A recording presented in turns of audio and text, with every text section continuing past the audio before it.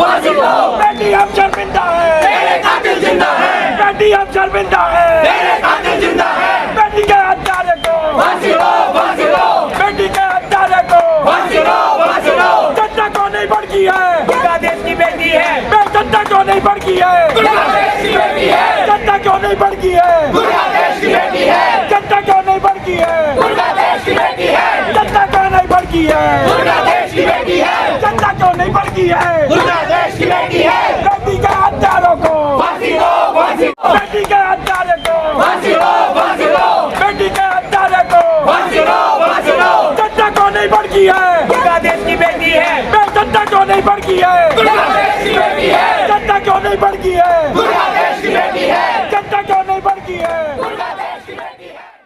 क्या मकसद है आप ये इतना बड़ा धरना कर रहे हैं? आप एक पढ़े लिखे डॉक्टर हैं, फिर भी आप रोडों पे उतर रहे हैं। देखिए, आज लेडी हार्डिंग मेडिकल कॉलेज नई दिल्ली के बाहर IMA द्वारा आयोजित इस प्रोटेस्ट में हम लोग शामिल हुए हैं। कलकत्ता की जो डॉक्टर बेटी को जिस ढंग से अत्याचार किया गया, उस पर पूरा एक सिस्टम था जिसके तहत उस पर एक ब्रूटल अटैक किया गया।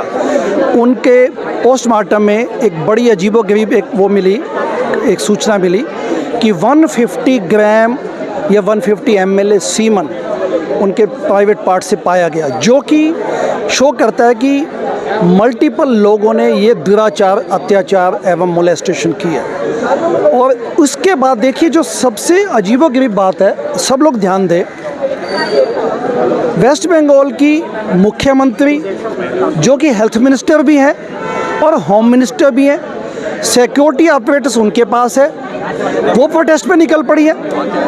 क्या मतलब इस बात का? What nonsense is this? मतलब एनार्किस्ट का भी एक हाईएस्ट लेवल का जो दर्जा होता है, उन्होंने उसको भी अचीव कर लिया। वो क्यों प्रोटेस्ट पे निकल रही है? खुद के खिलाफ प्रोटेस्ट कर रही है। हाँ, तो यहाँ संवेदनाओं को छोड़कर वो लेडी प्रोटेस्ट पे निकल पड़ी। पूरा देश इस वक्त आज मेडिकल सिस्टम, पूरा देश आज बाहर सड़कों पे है, मेडिकल फ्रेटर्निटी पूरी सड़कों पे है, जबकि we should be serving the patients.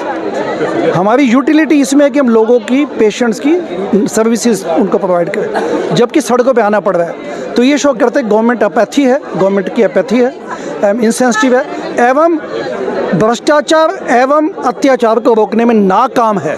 Doctor साहब, कई महिलाओं से हमारी बातें हुई, वो महिलाएं जो अपने बच्चों को, जो लड़कियों को खास तौर से डॉक्टर बनाना नहीं चाहती जी, कह रही जब ऐसे डॉक्टरों के साथ ऐसे हो रहा है तो कैसे मतलब यहाँ महिला और कैसे सशक्तिकरण की बात करते केंद्र सरकार? जो अपने समाज में वैल्यू डिग्रेडेशन हुआ है, वैल्यूज़ का हनन हुआ है, उसमें आज कोई भी पेरेंट नहीं चाहता, उसको फ़ख्र महसूस नहीं होता कि उसका बेटा या बेटी डॉक्टर बने।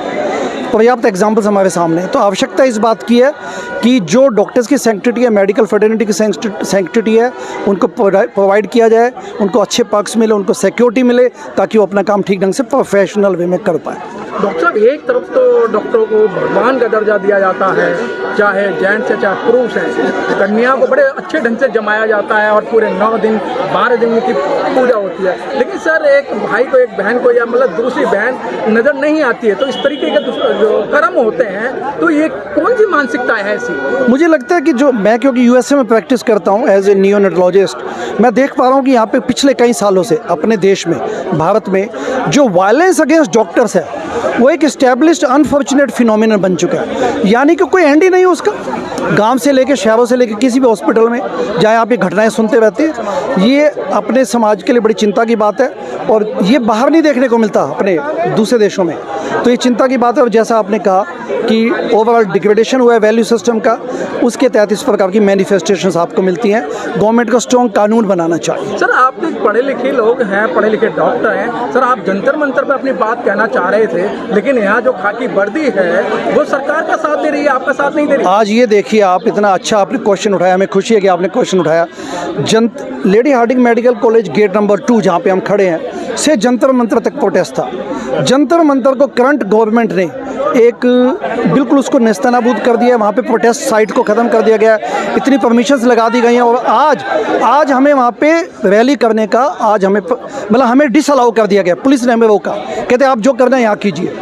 जबकि यहाँ पे हज़ारों की तादाद में मेडिकल डॉक्टर्स, रेजिडेंट डॉक्टर्स, पढ़े लिखे लोग, सब प्रोफेशनल्स सड़कों पे उतरने पड़ा, उनको मजबूरी की बात है, लेकिन उनको भी रोका जा रहा है। डॉक्टर्स की जो आवाज़ है उसको सरकार दबाने का प्रयास कर रही है, सरकार दबाना चाहती है आवाज़ को। बिल्कुल कोई डाउट ही नहीं है, सरकार दबाना चाहती है, दबा रही है। आप ये देखिए कि ये जो एजिटेशन था, प्रोटेस्ट था, शांति मार्च, उसको थोड़े से समय के लिए कन्वर्ट कर दिया गया।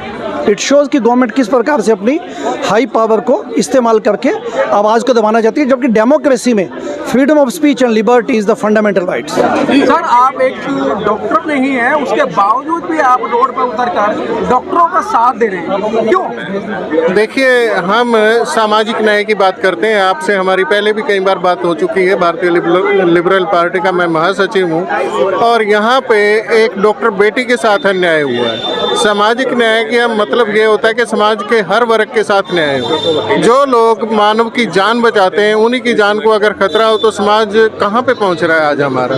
तो इसी रोष स्वरूप हम यहाँ पे इकट्ठे हुए हैं।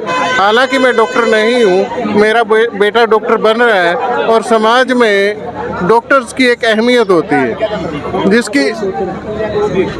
जिसकी संवेदना, जिसका दर्द हम सबके दिल में है। और आज जो डॉक्टर बेटी के साथ हुआ है, उसके लिए हम सब के मन में, समाज के मन में एक बहुत बड़ा रोष है, एक बहुत बड़ा दुख है और इसी का प्रतिरोध करने के लिए आज हम यहाँ पे इकट्ठे हुए।